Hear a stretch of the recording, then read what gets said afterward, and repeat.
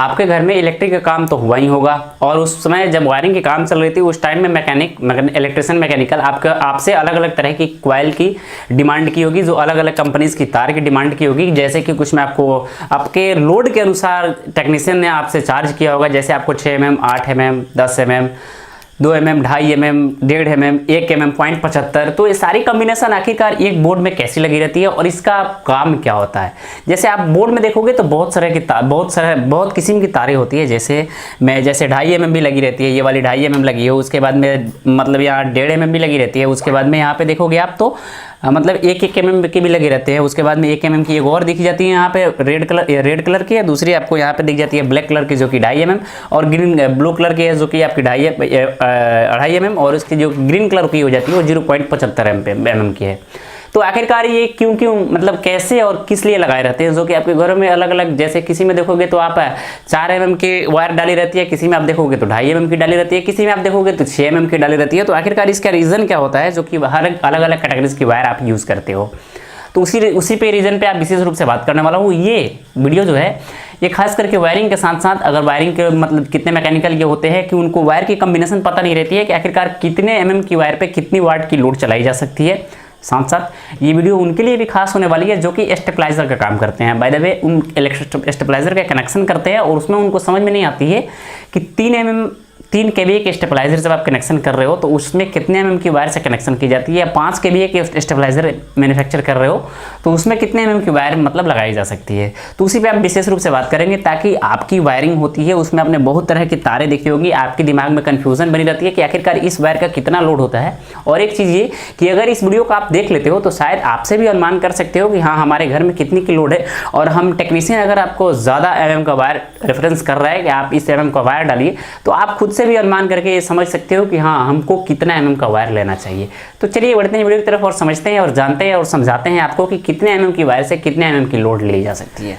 तो मेरे भाई मैंने कुछ वायर जो कि आपको रेगुलर यूज में होने वाली वायर है, जैसे किसी मॉल का, किसी या बड़े बिल्डिंग या 4 मंजिल 5 मंजिल या 6 मंजिल 7 मंजिल का काम कर रहे हो, तो उस टाइम तक आपको कितने mm की वायर लेनी चाहिए मैं उतना ही रुक पे बात करने वाला हूँ। यानी कि मैक्सिमम हमने 10 mm की वायर तक रेफरेंस की है। इस वीडियो में मैंने 10 mm वायर तक को कैप्चर किया है कि 10 mm की वायर आपकी कितनी लोड ले सकती है, साथ साथ 2.5 mm, और सबसे नीचे आती है 0.75 mm की वायर। आखिरकार वो भी बोर्ड में दिख जाती है, तो उसका भी क्या रीजन होता है। और शायद तक ये भी आप लोग जानते होंगे 0.75 mm की वायर की जहाँ तक नाम आई तो आप लोगों के दिमाग में एक चीज़ ये दौड़ेगा कि ये इन्वर्टर की वायर है, लेकिन नहीं। एक्चुअल में उसकी जो काम होती है वो 0.05 mm की जो काम होती है वो आपका इन्वर्टर का नहीं होता है, वो आपका उसका दूसरा काम होता है। लेकिन हम लोग क्या करते हैं उसको एडजस्ट रूप में लेकर के हम लोग उसको इन्वर्टर पर डाल देते हैं। लेकिन इन्वर्टर की एम्पियर ज़्यादा होती है। अगर आप जलाते हो किसी भी सर्किट को ऑपरेट करते हो तो आप लोग एक चीज़ कमांड ये करोगे कि इन्वर्टर में जब आप उस चीज़ सर्किट को यूज़ करोगे तो कभी उस एम्पियर को माप करके देखना, और उसी सर्किट को आप लाइट से जब ऑपरेट करते हो तो उस टाइम में आपको माप करके देख लेना उसको। यानी कि लाइट के मुकाबले इन्वर्टर में आपको 3 गुना ज़्यादा एम्पियर लेता है। आखिर क्यों लेता है? क्योंकि वो बैटरी से जनरेट हो रहा है, उसको आप बना रहे हो, इसलिए वो ज़्यादा एम्पियर लेता है।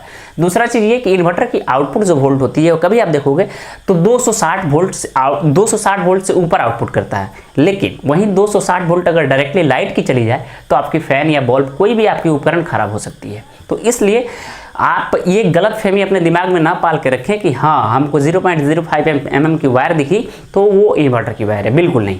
तो हम विस्तार रूप से समझते हैं कि आखिरकार कौन सी वायर का कितना एम्पियर लोड होना चाहिए और कितने mm में चलती है। तो सबसे यूजफुल और सबसे इंपॉर्टेंट आती है आपका, मतलब हम सबसे पहले ये चीज़ आपको बता दूं कि आपके घर में रेगुलर होने वाली तो 2.5 mm, 1.5 mm और 4 mm ये वायर कंपॉसिबल होती है। मैनुअल सभी घरों में लगी रहती है आपके लोड के अनुसार। जैसे आपके घर में लोड कम है तो 2.5 mm लगा दी जाएगी, थोड़ी सी लोड एक्स्ट्रा है तो आपको 4 mm डाल दी जाएगी, और लोड नहीं है तो आपको 2.5-1.5 से काम चल जाएगा। तो इसी पे हम विशेष रूप से बात करेंगे। साथ साथ ये भी मैं 10 mm वायर तक के उसके मैं कैप्चर किया हूँ कि 10 mm वायर तक मैं आपको बताने वाला हूँ कि इसकी कैपेसिटी क्या है और लेंथ क्या है। सबसे पहले हम बात कर लेते हैं 4 mm, जो कि 4 mm वायर आपके घरों में लगी रहती है, जो कि आप मैकेनिकल के मुँह से ये सुनोगे कि 3 AC लगानी है तो आपको 4 mm वायर लेना होगा, 4 AC लगानी है 4 mm वायर लेना होगा, 2 AC भी लगानी है तो भी आपको 4 mm वायर लेना होगा। लेकिन नहीं, 4 mm वायर की कैपेसिटी, वाट कैपेसिटी 6000 वाट की होती है। एक 4 mm की वायर अगर आप इसमें डालते हो, ये 4 mm वायर,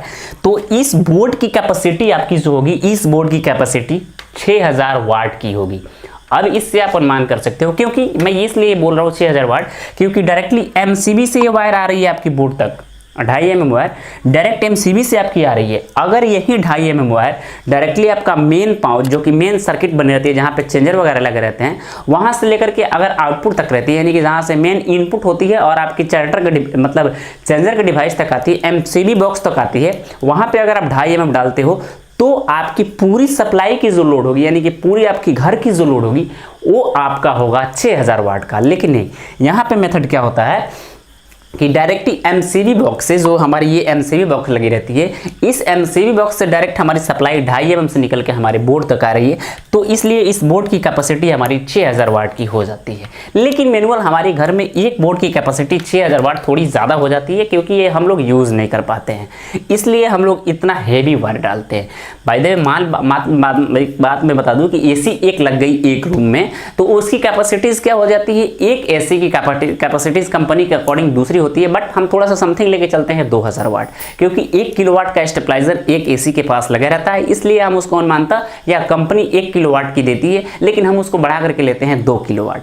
तो 2 किलोवाट की अगर एक एसी एक रूम में लगती है, तो वहां पे आपको 4 mm डालना गलत बात है, क्योंकि 4 mm वायर की कैपेसिटी आपकी 6000 वाट की होती है और एक एसी की कैपेसिटी आपकी 2000 वाट, यानी कि एक रूम आप जो पूरा चला रहे हो 2000 वाट की होती है, तो वहां पे आप 2.5 mm से एब्जॉर्ब कर लेते हो। तो जैसे आपने समझ लिया होगा कि 4 mm वायर की कैपेसिटीज 6000 वाट और हो जाती है 20 एम्पियर, जो कि सुनने में बहुत ज़्यादा अधिक होता है और बहुत एक्स्ट्रा होता है 4 mm वायर, क्योंकि उससे मेन सर्किट आपकी हो जाती है।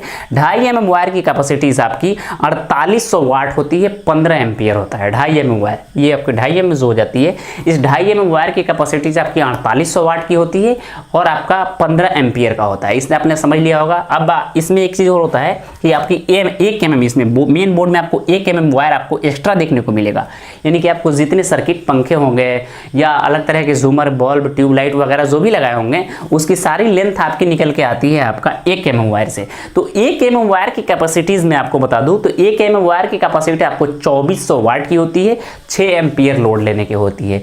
इसलिए हम लोग जितनी सर्किट हम लोग ऑपरेट करते हैं, यानी कि बॉल्ब, पंखा, आयरन, मतलब जो भी होते हैं घर में, झूमर वगैरह जो भी लगाए रहते हैं, वो हम लोग सर्किट आपका 1 mm से लेते हैं। दूसरा चीज़ ये आता है अर्थ, एक सबसे इंपॉर्टेंट आपका होता है neutral, body earth, main face, 3 चीज़ होता है।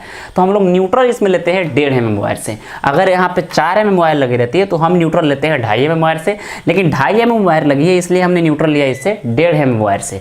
तो एक चीज़, ये कंपेरिजन आप समझोगे कि न्यूट्रल में हमारी सारी लोड रहती है, तो हम लोग न्यूट्रल पर डाल देते हैं पतला वायर और मेन फेस में हम लोग डाल देते हैं मोटा वायर। कोई दिक्कत नहीं है, क्योंकि इसी लोड को डिवाइड करके हमारे 2.5 mm चलाती है और 2.5 mm की लोड को डिवाइड करके 1.5 mm चलाती है।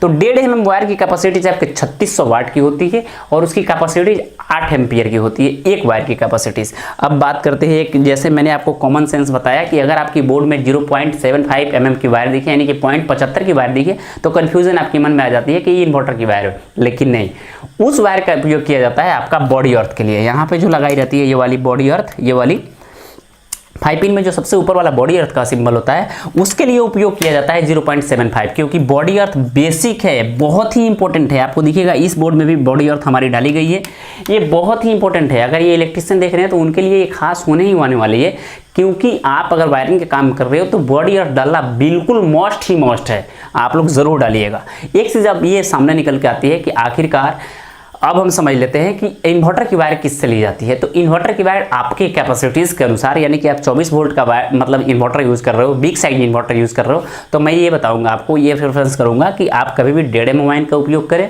अगर आप single battery 12 volt inverter use कर रहे हो तो उस टाइम में आपको यूज़ करना है उसमें आपको 1 mm वायर। जैसे हमने इसमें रेड वायर एक अलग से डाल रखे हैं ये वाली, तो आपका ये वाला इन्वर्टर का वायर हो जाता है, जो कि डायरेक्टली हमारी मेन सर्किट से जुड़ी है। तो ये तो आप समझ गए होंगे कि वायर की कैपेसिटीज़। अब समझते हैं वायर की लेंथ क्या होती है और उसकी वाट क्या होती है। तो मैंने कुछ कैलकुलेशन जो कि ये मैंने लिया, मैं अपने अकॉर्डिंग मैं अपनी इस चीज़ को नापे है। अगर आपको समथिंग विश्वास नहीं होगा तो गूगल कर लीजिएगा, सेम अकॉर्डिंग थोड़ा सा मिलता जुलता, थोड़ा सा अलग आएगा, ये मान सकता हूँ, लेकिन जो मैं बता रहा हूँ सेम वही आपकी आने वाली है गूगल से भी। तो मैंने कुछ इसके वायर कॉम्बिनेशन भी मैंने लिख रखे हैं, जो कि मैं आपके सामने बता देना चाहता हूँ। तो मैंने आपको सबसे पहले 10 mm वायर, जो कि सुनने में बहुत ज़्यादा मोटा वायर हो जाता है, यानी कि सभी की कंपेरिजन इसको पूरी पकड़ी जाए तो एक वायर होगी। तो 10 mm वायर की कैपेसिटीज होती है 14000 वाट और 40 एम्पियर, काउंट करते जाइएगा, जो कि आपके लिए बहुत ही हेल्पफुल होने वाली है। 8 mm की कैपेसिटीज़ होती है 12,000 वाट 35 एम्पियर, जो कि एम्पियर बहुत ही मोस्टली होता है, जो कि हमारी घर की लोड अगर हेवी लोड चलाते हो तो 6 से 7 एम्पियर जाती है। हम बात कर रहे हैं 35 एम्पियर का, क्योंकि जनरेटर में एम्पियर दूसरा हो जाता है, इसलिए इस एम्पियर को मैनेज करके चलनी पड़ती है। दूसरा आता है 6 mm, तो 6 mm की कैपेसिटी जो आती है 10,000 वाट 30 एम्पियर। 4 mm वायर जैसे मैंने बताया आपको 6,000 वाट 20 एम्पियर। उसके बाद में आता है 2.5 mm वायर, उसका कैपेसिटी जो होता है 48 वाट 4800 वाट 15 एम्पियर। 1.5 mm वायर की कैपेसिटी जो आती है 3600 वाट 8 एम्पियर। 1 mm वायर की कैपेसिटी जो आती है 2400 वाट 6 एम्पियर। 0.75 की वाट की कैपेसिटी जो आती है 1,500 वाट 4 एम्पियर। अब मोस्टली आती है वायर कि स्टेबलाइजर, जैसे मैंने स्टार्टिंग में ही बताया कि स्टेबलाइजर की कनेक्शन कैसे की जाती है और मतलब कौन से वायर से कैसे की जाती है, तो आप लोग ये तो हालांकि समझ ही गए होंगे कि कौन सी वायर से स्टेबलाइजर का कनेक्शन करना चाहिए।